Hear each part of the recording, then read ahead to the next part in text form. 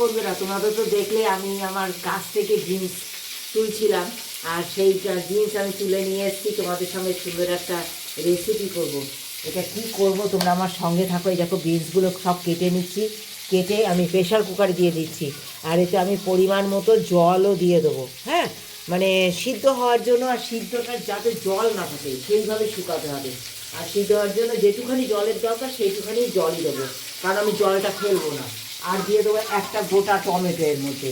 হ্যাঁ, একটা গোটা টমেটো দিয়ে দেবো পরিমাণ মতোই সেদ্ধ, যাতে কাঁচা লবণ না খাওয়া লাগে। তাই আমি কাঁচা লবণটা না খাওয়া লাগে তাই এই সিদ্ধর সময় পরিমাণ মতো লবণটাও দিয়ে দিলাম। হ্যাঁ, দিয়ে এটা প্রেশারে একটা সিটি মেরে নেবো।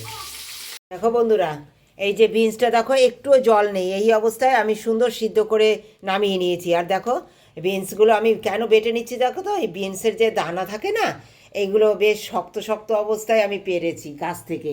এই বিনসের দানা এইটা বাটা খেতে দারুণ সুস্বাদু লাগে। তোমরা এরকম দানাওয়ালা একটু বিনস নিয়ে এসো, নিয়ে এসে এইভাবে বিনস সমেত এরকম বেটে খেয়ে দেখো, দারুণ স্বাদ লাগে।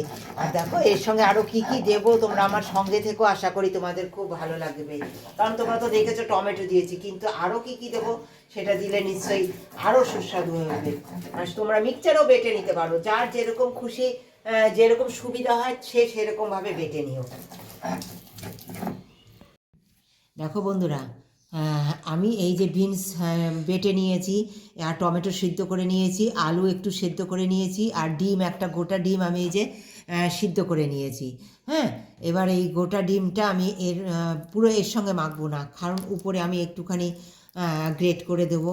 একসঙ্গে হাফ ডিম আমি দিয়ে মাখছি। তোমাদের দুটো ডিম প্রয়োজন হলে দুটো ডিমও দিয়ে মাখতে পারো, তিনটে ডিম দিয়েও মাখতে পারো, তোমাদের যেমন খুশি তেমন করে মাখতে পারো।